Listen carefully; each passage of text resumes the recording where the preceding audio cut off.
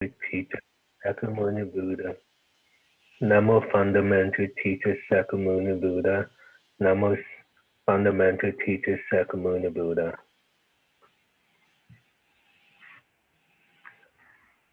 The unsurpassed, deep, profound, subtle, wonderful Dharma in 100,000 million eons is difficult to encounter. Now that I come to receive and hold it within my sight and hearing, I vow to fathom the thus come one true and actual meaning. Thank you.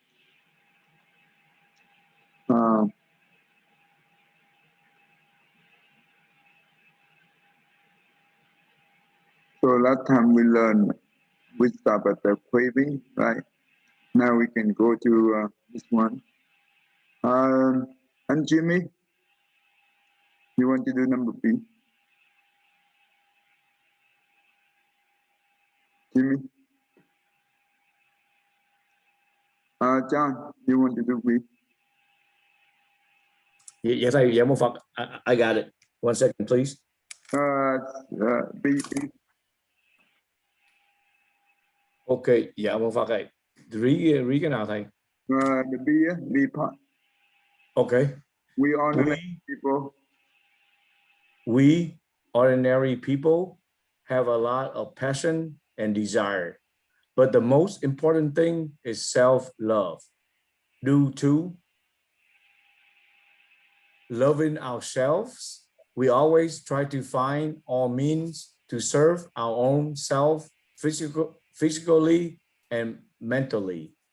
Even when we say that we love someone, but we actually love ourselves. So any kind of love, there is selfish.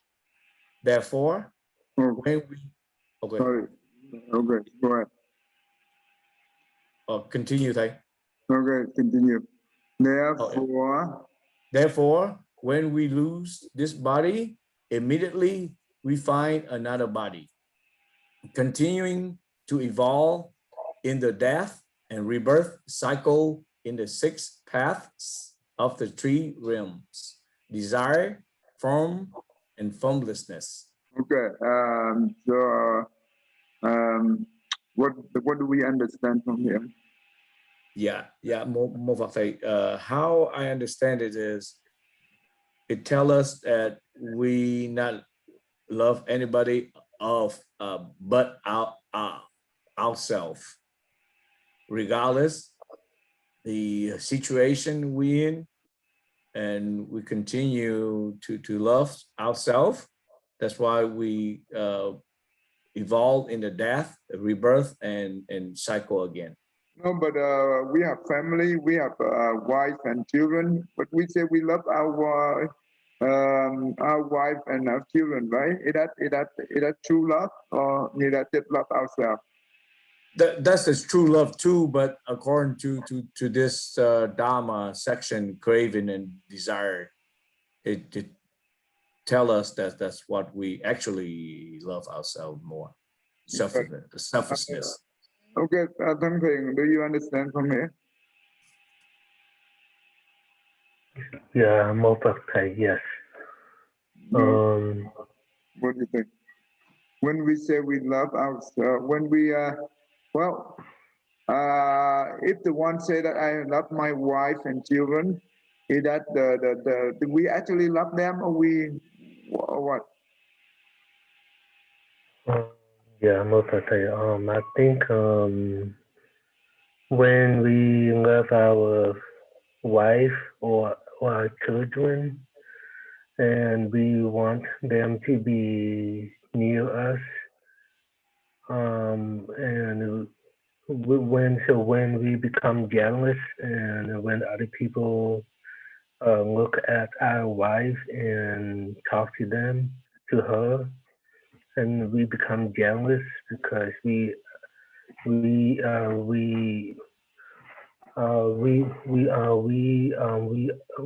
assume that our wife is loving other people, but actually she is not. So we keep thinking about like this, and then we just want our life for ourselves, but actually you actually attach to your life and you want your life to be just for yourself, but actually you want something that keep you happy. Mm.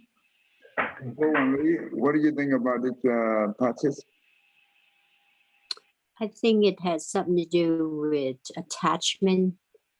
We actually love ourselves. We love everything that we have. We love everything regarding ourselves. And that's part of attachment. So when we pass away, immediately we gotta go retrieve, continue with what we have. So I think I told this story many times ago, right? Let me retell this story. Hopefully that helps each one. There were the king and the queen. One day the queen said to the king, Majesty, do you love me? Oh, the king said that yes, I love you. I just at myself, right? I love you. That means the whole heart. Okay. So the queen said that, oh, really? Ah, what happened if one day I have some affair with other men? What are you going to do? You know what the king said? The king said, I will kill him. Oh, okay. The queen replied, oh, you really, actually, you love yourself more than you love me. Let it make sense, go Wang Li. Yes, absolutely. Yeah, we when we say we love other people, actually we love with a condition, right? Right. That is the problem.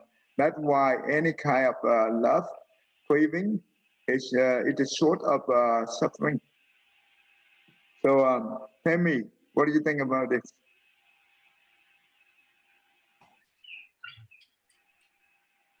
Yeah, that makes sense. Good. So so when we pass away, we just want to, because we are craving, therefore we want to find another quickly to find a new rebirth, so we can continue on enjoy.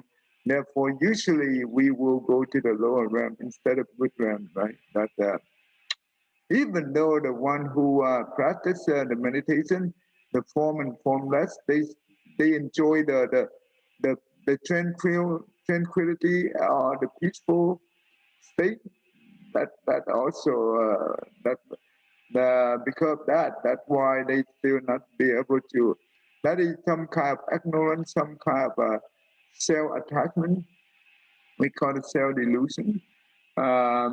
Therefore, they are not yet enlightened. Okay. Okay, go on, Lee. You want to read the next one? Sure. Why do we have cravings? Due to ignorance, we accepted illusory body as and mind as us. This is called self or self-delusion. From clinging on the self, we see self-belongings as real. Thus, craving as arises.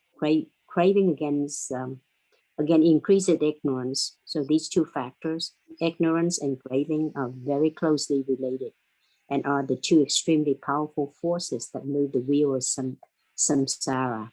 The craving is a condition of attachment of grasping arising. So this is easy to understand, right? Yes, straightforward. So in the Four Noble Truths, the first one is the truth of suffering. The second one is the true cause of suffering. This is the true cause of suffering. Or suffering comes from ignorance and craving, nothing else. So, okay, all right. Now we come to attachment. Tammy, you want to read number 9? Attachment, possession, means the attachment, love, or hatred to craving. There are 4 types of clingings: clinging on desire, clinging on views, the view of grasping at prohibitions, and clinging on the sahasrara of self. Clinging on desire is the craving for the 5 desires for the 5 senses objects. The 5 desires are money or materials, beauty, fame, food, and sleep. The 5 senses objects are form, sound, odor, smelling, and tasting. One craves to enjoy desire, tireless in the desire realm. Okay, so that's easy to understand. Yes. Okay, go ahead and do the second one. Clinging on views. This is the grasping to one's erroneous opinions, conceptions, views, undertakings, ideologies, positions. Such people have difficulty expanding their knowledge to see, hear, think far, to sympathize, to find the truth. For people with self views, all the surrounding doors are blocked. In the Kai Chatra book 19 explains the clinging on views is to attach to wrong views as the right views. So that's explaining that people that are set on their views, they're not open to any other opinions or views. So by them clinging to their views, then they're not able to see the truths. Mm. And this is why the people go to war, fighting due to this, right? A lot of chaos comes from the clinching on the view. Yeah. All right. John, do you want to do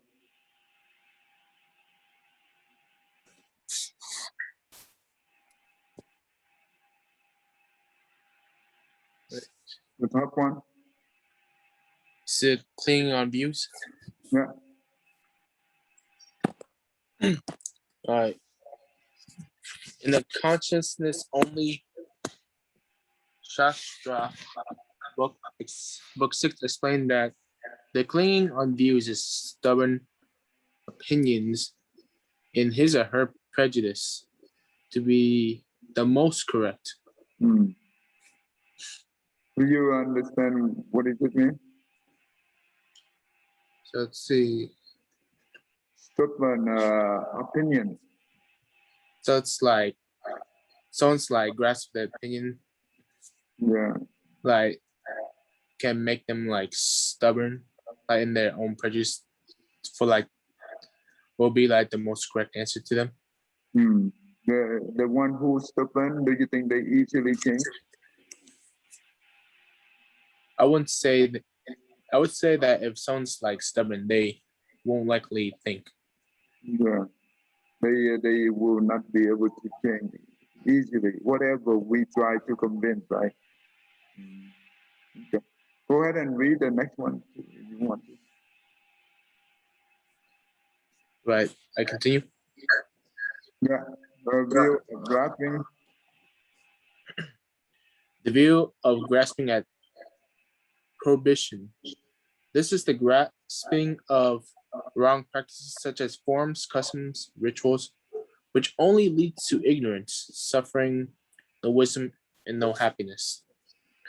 To be more specific, the precepts are to accept non-Buddhist precepts, accept the dharmas that are not righteous dharma, but are considered righteous dharma, not the right path as the right path. In the Kosa Sasha, Book 19 states the wrong view towards things which are not right causes, but considered as the right causes, are collectively called the view of grasping at prohibition. For example, burning fake money papers for the deceased. Does that make sense? Hmm.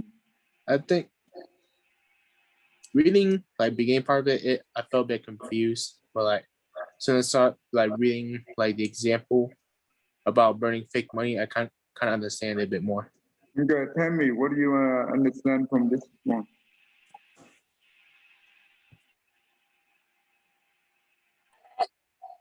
Just by clinging to the wrong views, such as when they're saying to burn the fake money for the funerals,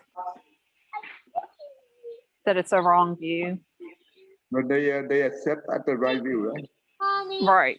But and then it goes back to the one before where they're accepting, where they don't have an open mind to different viewpoints and they're clinging to their views. Usually, most of these things they don't combine with the law of cause and effect, but you know what? They still hold on it. That is the thing. Okay. And Jimmy, go ahead and read the next one. Yeah, mô Phật thầy. The next one is the clinging on the Chatra of self, right? Yeah. Yeah, mô Phật. Clinging on the Chatra of self. This is the grasping to believe that there is a permanent self. Have an eternal soul, that's it. One master of all actions, words, and thoughts. In other words, the self clinging on, the linguistic Chatra is the attachment of the linguistic Chatra of the self view, considers the self as the subject and the external objects as objects. In Đại Tỳ Basa Chatra, book 48 explains the word grasping has three meanings: preserve, hold, and choose. In the Kosa Chatra, book 20 explains that word grasping is the defilements, often clinging on the retribution of the realms. So it's called the grasping. This can be a little bit tough to understand. Okay. What do you understand from this? Yes, how I understand this is it talking about human nature. All we think is ourselves and keep on to it and think it is the real and keep reserve it and hold on to it, to ourselves. That's how I understand. Yeah. So linking on the Chatra self, the first one is say that this wrapping to believe that there is a permanent self, they call the eternal self. That means never die, right? Not everlasting. That is the one that you call one master of all action, word, and thought. That's what they lynch on. They lynch on the eternal soul or the permanent self. But in Buddhism, Cô Hoàng Lý, what do you think? Do we have the eternal soul? I don't think so. We learn about the consciousness only. And we should understand it very clear. Right. It's the consciousness and the karma that make you continue with the next life. What about the Buddha nature? Is that considered as the eternal self? So? Yeah, everyone has Buddha nature. Yeah. Can we consider that eternal soul?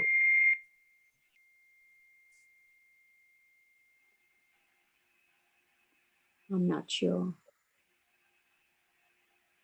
Okay. What do you think about if this? If it's the nature, then it exists, it's there. So if you can say that it's eternal, because it's just, you would say that it's natural. Okay. Tell me, what do you think? in Buddhism, we have the alaya consciousness, and we also have the Buddha nature. So, can we consider either one of them is eternal soul also? So no, they're not eternal souls because there is no soul. But what you do have is your karma and your consciousness, which goes with you. But you won't say it's eternal because it's impermanent. It's always changing. And Buddha nature is not, it's more of a flow. So it's the same thing. It's always just flowing through is my kind of understanding of that. Okay. Yesterday, I explained this very clear in the yesterday class. I think I need to do it in English. So, right. Okay. So basically, when we look at the action, right? The action comes from the mind, the mouth, and the body, right? But those action event, when we trace back, it comes from the alaya consciousness. That is the storehouse consciousness, right? And when we're talking about the consciousness it means recognize. It also means forethought. It's not a true thought. That means it come and go. Just like you said, it's the nature of the consciousness is just it's a impermanent, right? Therefore, it's not the eternal self or soul, right? What about the Buddha nature? Remember, Buddha nature. The Buddha nature is the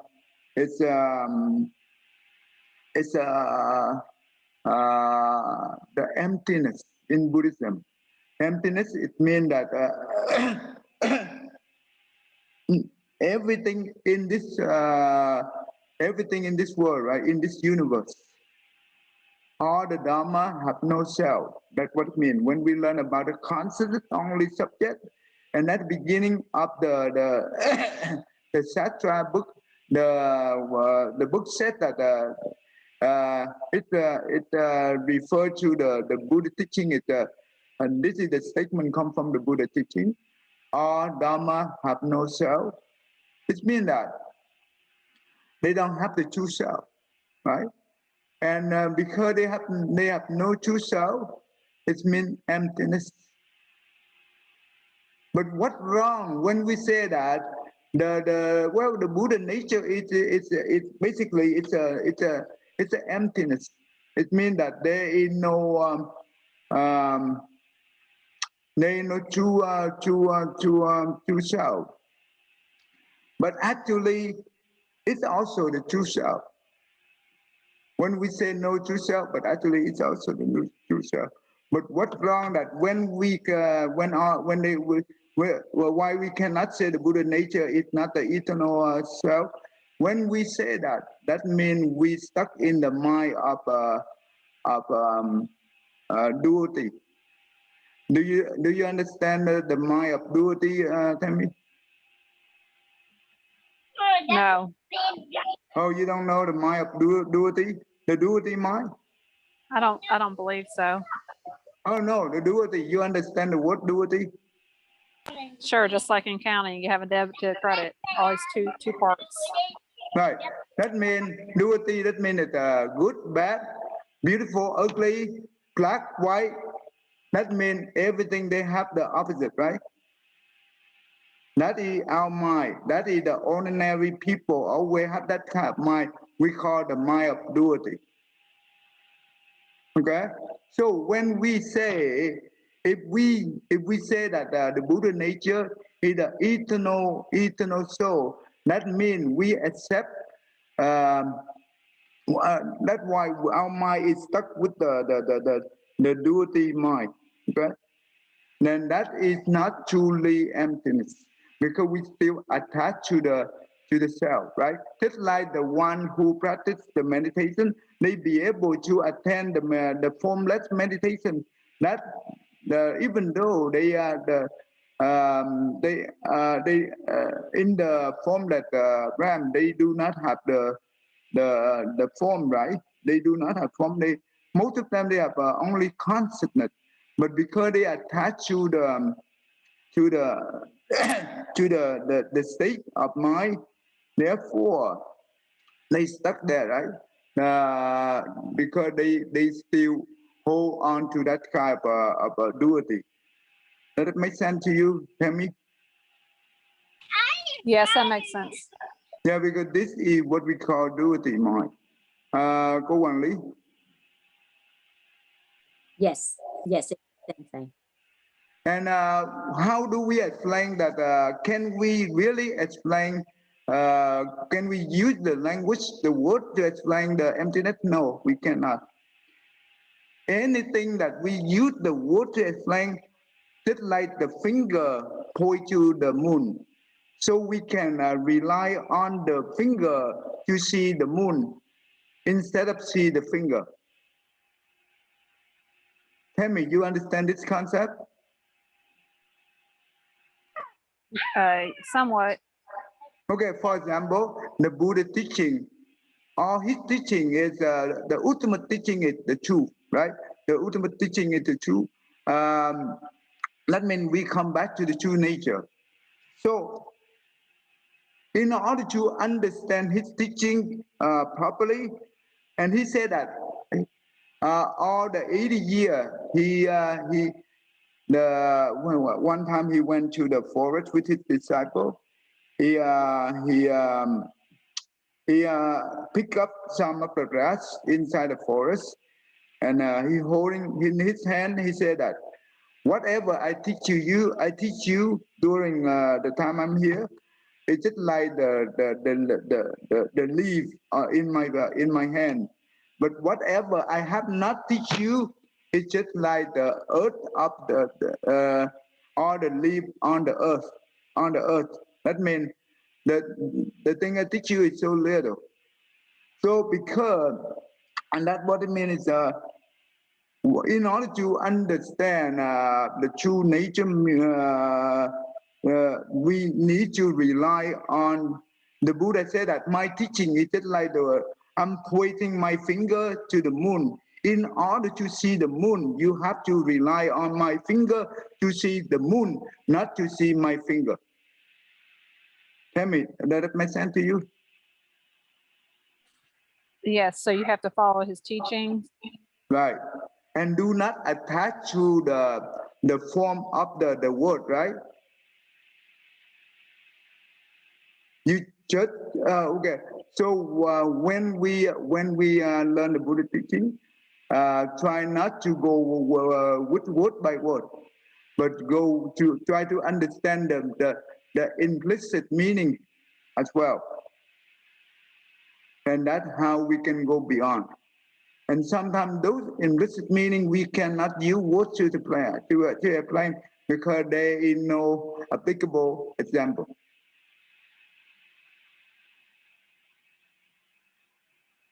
Right? It's very tough. Cô Hoàng Lý, you understand? Lý sự vô ngại. We cannot Yes. use the word to explain the true nature of the lý sự vô ngại, right? But we Yes. only borrow the worldly material, whatever we get, the technology or whatever we have, to describe the concept only, but we cannot be able to describe the ultimate of the concept, right? We only describe somewhat, so we can, based on the example, you could understand some, and from there we need to contemplate. We need to practice in order to have the true wisdom, in order to truly understand the nature. Yes, on the example of the finger that pointed at the moon, basically you need to have the finger to see the moon, but don't rely on the finger, pretty much, right? It's all related. You have to have that in order to see the moon. So in this here, when we say that the Buddha said that use based on my finger to see the moon. So what is the finger represent in here?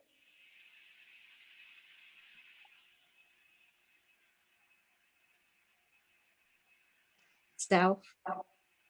Huh? So, basically, the finger in here is represent all his teaching for 80 years. Okay, that means all the sutra that we are learning, it's just a finger. But we base on his teaching to be able to understand the nature, to try to understand the true nature.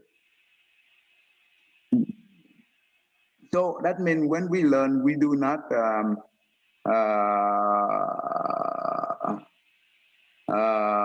focus too much on the word, focus too much on the example, but we have to have the mind of contemplation, right? And based on the teaching, based on the example that the Buddha explained, we will eventually we see some angle of the true nature. Then from there we can practice to develop our own inner wisdom to see actual nature. That is the thing that the Buddha want to help us to understand. So tell me, does it make sense to you? Right? Yes, and then some things you just can't understand until you have experiences, right? Mm. So the Buddha teaching is just like the tour, right? For example, if we want to cross the river from one shore to the other, we need to have a boat, right? So it's just the mean, right? Experience mean. That's all. So the Buddha teaching is basically it's an experience mean. It's a boat, right? We use a boat to row over to the other shore. So basically, that's all we need to do. So we rely on his teaching and we develop our own wisdom. That's more important, right? But without the Buddha teaching, of course, we cannot be able to develop our own inner wisdom, right? So the right view and the right contemplation is important. Hungry, you understand, Hungry? Yeah, okay, yes. Okay. All right. So and also in here they are also wrapping refinement up and cleaning on the retribution of the ram, right? For example, if we are the human being, we attach to the human body. In the heaven being, we attach to the heaven being body, and so on and so on. That is the retribution, wherever we be born. And that's what we call the self delusion, right? Okay. One, go ahead and you can read this one. Becoming craving for existence. It means having. It also implies that the extreme attachment is real. So things like illusory things turn into reality. There is the body. There is a scene. There are people. There is I. There is life. There is death. There is love. Is hate. Extreme grasping of all things real in the mind, like that is called becoming. It means having. It also implies that extreme attachment is real. So things like illusory things turn into reality. There is the body, there's a scene. I think it's okay. There's a people, there is I, there is life, there is death, there is love, there is hate. Extreme grasping of all things real in the mind, like that is called becoming. Okay, so what do we understand from here? Just attachment. We think that what we have here is real. This attachment is what is the difference between attachment and becoming?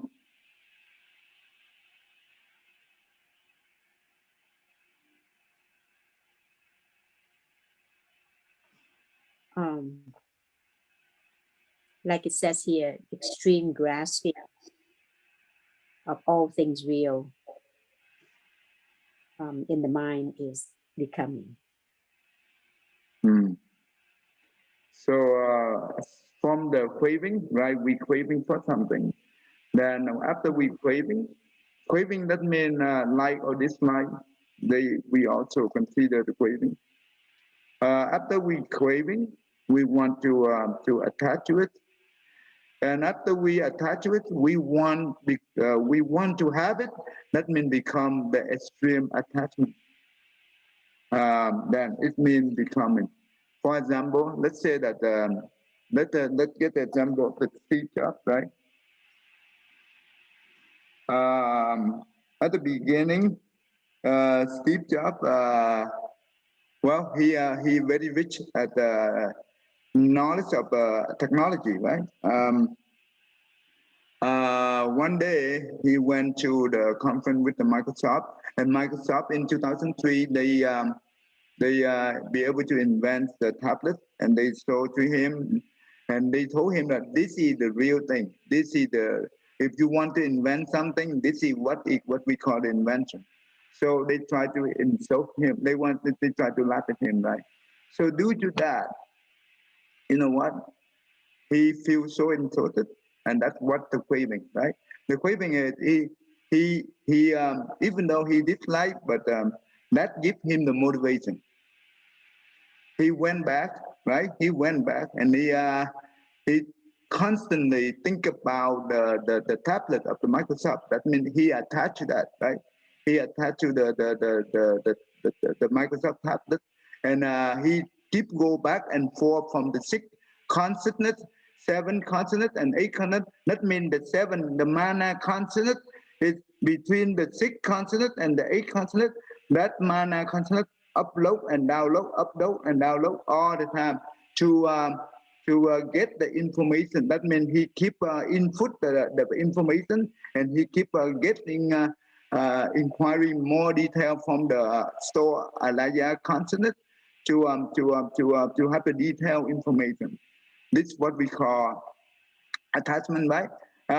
So he can be able to view the detail from his 6 consonants. That means the short-term memory. They have each time upload, right? Then download. Each time he download the data from the alaya, and he put into the short-term memory, he can be able to see the device that he want to invent become clear and clear to him. So the attachment is now when he be able to see something. At the beginning, he want to create the maybe iPad, right? But later on, he say iPad is a little bit too big, and he think about how about if something small, just like a phone, we can put into the wallet, into the pocket. That the whole idea he want to. So he come up with the prototype for the iPhone, right? All those things is still considered craving and attachment. They work together, and they go back and forth up the 6 consonant and the 8 consonant back and forth. Rely on the mana consonant help, right? So when he's satisfied with the protocol, right? He really extremely attached to the protocol that he like. He said that this is a very good iPhone. I want to have this I want to put this one into production. So it becoming, right? Becoming. That means he too extreme attached to it. And that's why he give that layout to the, after engineering review it, and they approve it, and okay, and he give to the production, they produce it. That's what it well. Does that help? Only? Yes, it does Okay. help. Okay. Okay. So that becoming basically it's an extreme attachment to that. Okay. And this is where we break karma. When we attach to things that we cannot get it, we will break karma. Okay, we will break a lot of karma, and okay. Cô quản lý, go ahead and read the next one. Becoming is often considered to be the opposite of the word no or none, which has meanings such as real becoming, fake becoming, however, wonderful existence, true nature, or real nature to indicate the true nature of all things is dependent origination. It's equal emptiness, equal Buddha nature, equal impermanence nature. There's no self nature that's implied exists, but not really exists. In the great Okay, stop right here. He often considered to be opposite of the word no or none, which means that you become fake, becoming, right? You becoming fake, you know. Have wonderful existence to indicate the true nature of all things. No self. Oh. Okay, what do we understand here? This is a little bit tough. Huh? Yes, it's just we still talking about all Dharma has no self, but then it's still true self. So it exists, but it's not really exists. I think this is yeah, a little bit hard to explain, but okay, so basically in here we they say opposite from no or none, because basically becoming, that means having that means we see thing real or real becoming or fake becoming, that means a temporary having, wonderful existence, miraculous nature, true nature. Okay, I think I know. Okay, so basically, this is depend on who, right? Depend on the level of the being. Basically, for the ordinary people, right? We when we see things, it's not real, but we accept as real, right? Even it's fake thing, but we still accept as real. For the one who practice the meditation, like the form of formless, they see the maculous nature, a true nature, and they accept as a true nature. I think that's what it's saying. But actually, it's exists but not exist.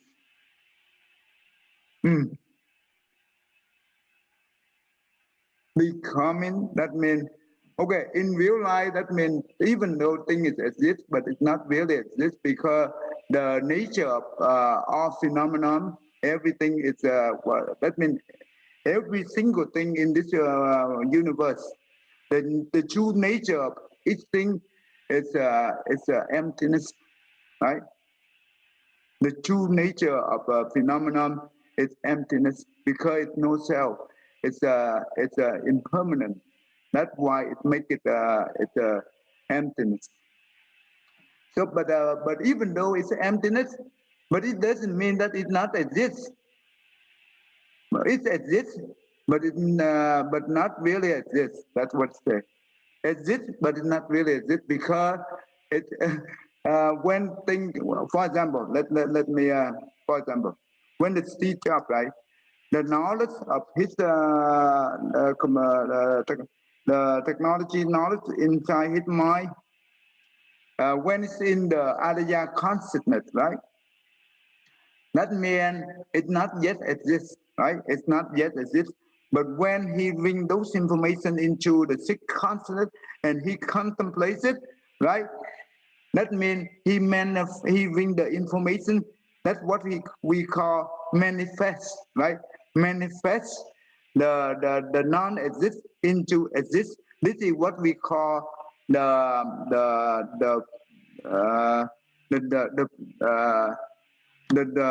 Dharma form. Remember the Dharma form? That means formless, That means when the information inside the eight consonant, that is the formless, right? But when we ring that or when we manifest from the Alaya consonant, we put that into the sixth consonant and we put that into the short-term memory.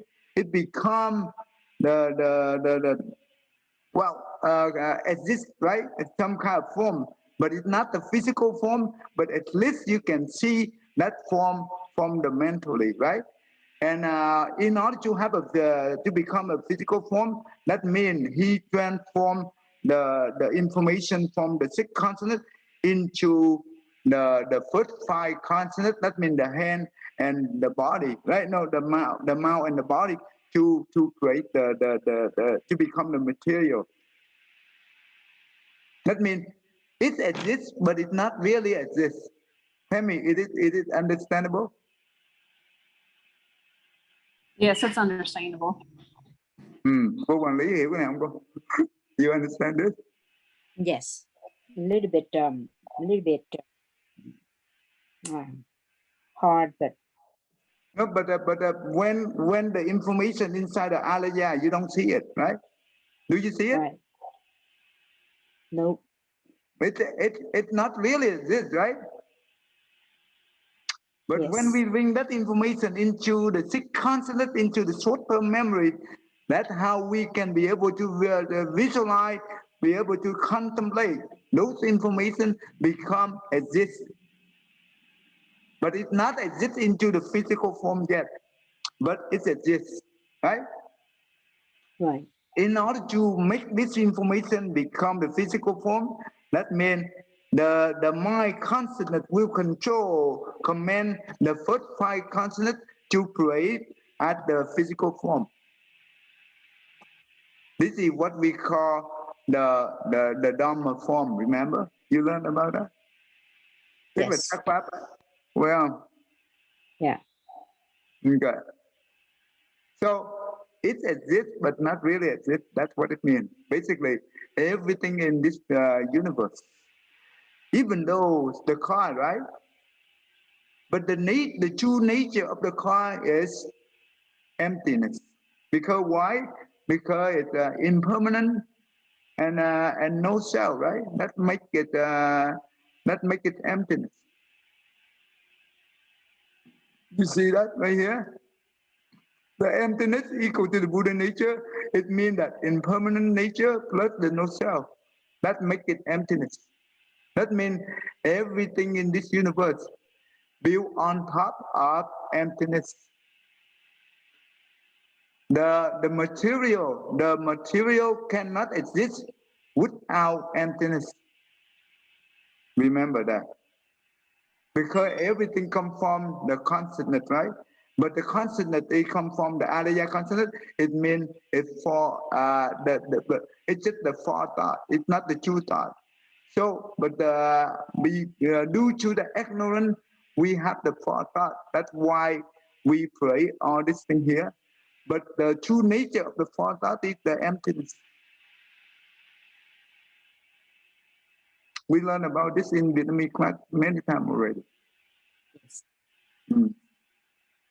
Something you understand this concept? This is a little bit tough for you. I understand the way you things that don't exist in your Elijah, but when you throw the information into your sixth consciousness and you think about it, contemplate on it, and you use your five senses to create something to be exist. No, right? it's already no. When you bring the information from the Alaya consonant into the sixth consonant memory, it's already become exist because you can see it, right? You can see it from your memory. Do you? Yes. When we can see it, when we can view it, those information from the memory, it become exist already. But it's not the form. It's not the physical form, but Yeah, it's a mental existence, right? But when the first five sense transform that into the physical form, that we have the physical existence. Doesn't matter all the physical form exists. The true nature of those physical form is the emptiness. Remember that. And all this phenomenon of physical form is built on top of emptiness, because those things come from the Alaya consciousness. But Alaya consciousness also come from where? From the true nature. That means the Buddha nature. But the Buddha nature, basically it's emptiness. That's why we say that everything come into existence. It form the foundation of the emptiness. Tell me, you understand this concept? Yeah, I understand. It's a lot, but I'm following you. Yeah. Without emptiness, nothing will exist in this world. Okay, remember that. Nothing will exist in this world, because the universe, how we live in, even our own body, the power of the karma create this body while we are in the mother womb, right? And also whatever the material that in this world we are living, it's come out from the consciousness. That is the manifestation from the consciousness. That's what it makes the consciousness create the reality. That's what it means. Consciousness created reality. And when we say consciousness create reality, it means that all the physical form is built on top of emptiness. Because consciousness basically it comes from the emptiness anyway. Yeah, it's later on we will have a chance to learn this profile teaching, and we will go back and forth many times. You will, I will use a lot of examples, and you will easily understand this concept. That's what I did in the Vietnamese class. That is the Adornment Sutra, Adornment Flower Sutra. That is the one of the hardest number one Buddha sutra.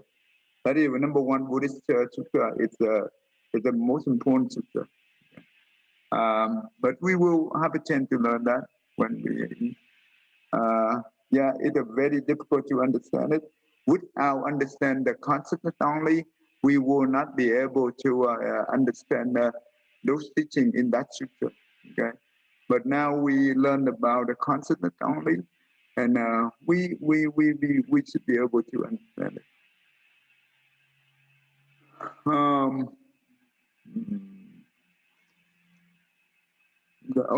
We are more time already. Karma, good and evil, attack, good and suffering. Okay, all right. Tell me, can you read it last part and we can start? Oh, I still have it.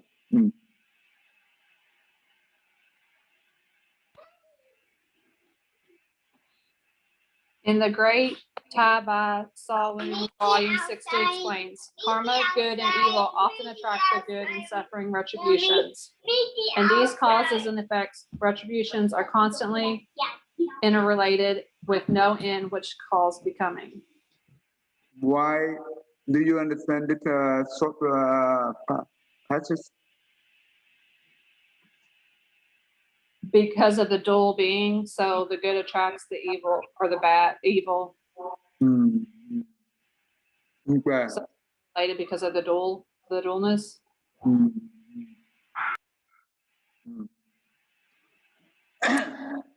Because in the becoming, right? In the becoming, this is where we play the karma of good or bad. Okay. This is the time we play karma, because we are craving for existence, right? We want to have this one so bad. Therefore, whatever it takes, we will take by that way, right? That means this This is the time we play good karma and bad karma. And therefore, due to the power of the karma, right? When we die, we will have the retribution, right? So the power of the karma, when we go into the mother womb, the power of the karma will create the fetid body and mind, right? That's what they said, that the good and the evil karma, they are the good and suffering retribution. That is the cause and effect retribution are constantly interrelated. They are interrelated, right? And that is where, that means the good karma and the bad karma, it becomes the power of the karma, it creates the body of the sentient being. And you know what? Due to that, because we are craving for the becoming, and we play karma, and therefore we stuck in this cycle forever. That means with no end, which is called becoming. Does that make sense to you, Tammy? Yes, it makes sense.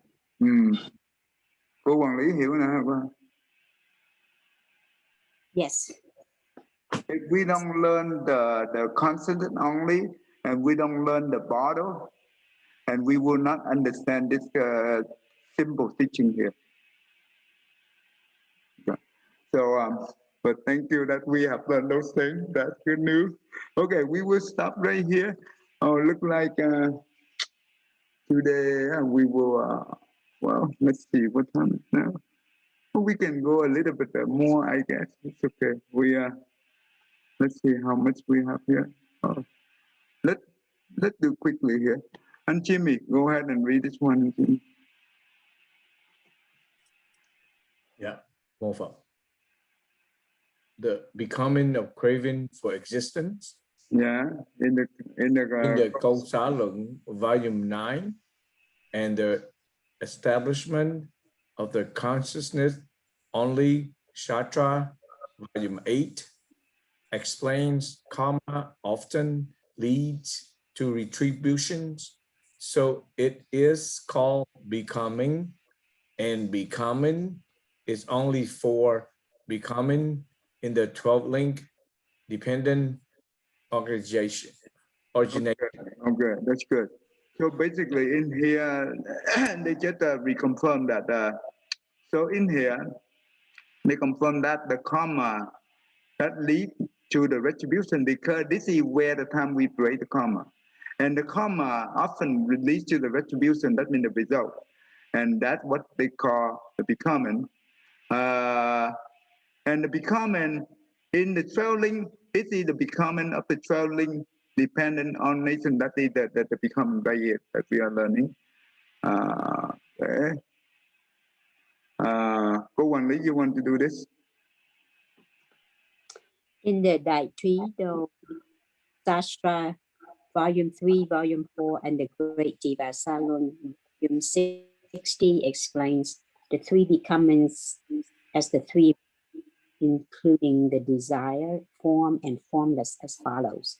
That is, all sentient beings in the sixth path of samsara of desire realms always receive the retribution according to the cause of karma. So it is called the desire becoming. That is the gods in the form realms, although they have gotten rid of vulgar and defiled body of desire realms, but also possess a body of pure material, so-called the form becoming. That is the god of the formless realm. Although the bodies have no obstruction qualities, they are still receiving retribution according to what karma did. So they are called formless becoming. Okay, good. Okay, so what do we learn from here?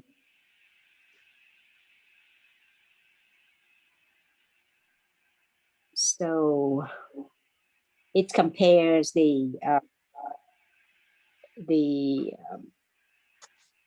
sentient beings in the samsara, in the desire realms, and then compare with the gods in the form realms, and then the gods in the formless realm.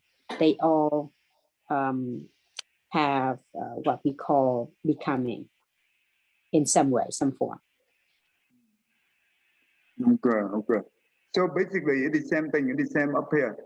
So the becoming basically it means that the karma when they pray the good karma, bad karma, because when they pray good deed or bad deed, right? They have a desire for. Let's say that we pray the good deed. We have a desire to be born into the desired realm, right?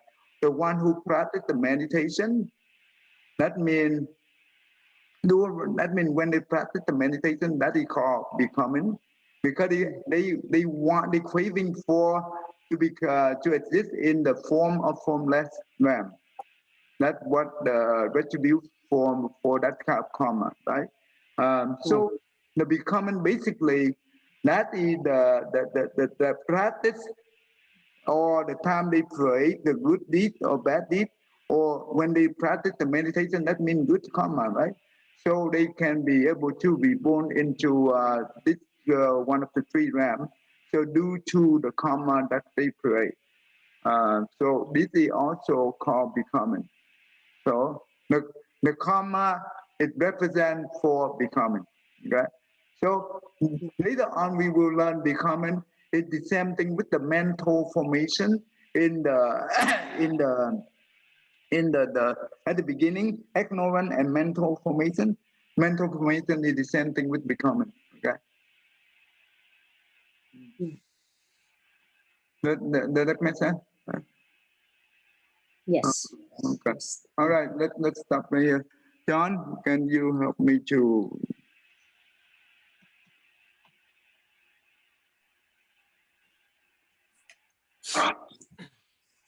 All right, may every living being, all mind is one and radiant with light, share the fruits of peace, a heart of goodness, luminous, and bright. The people hear and see how hands and heart combine and give unity, where the minds wait to great compassion, wisdom to joy. May kindness find reward, may also relieve the grief and pain. His balance that break the darkness of the endless night, cause our heart as one, this world of pain turn to paradise. May all become compassionate and wise, may all become compassionate and wise. Yeah, thank you, everyone. Today, William and other people is really busy. They told me already. So hopefully next time they make it, so we can briefly review, so they can be able to catch up. Okay, that's good.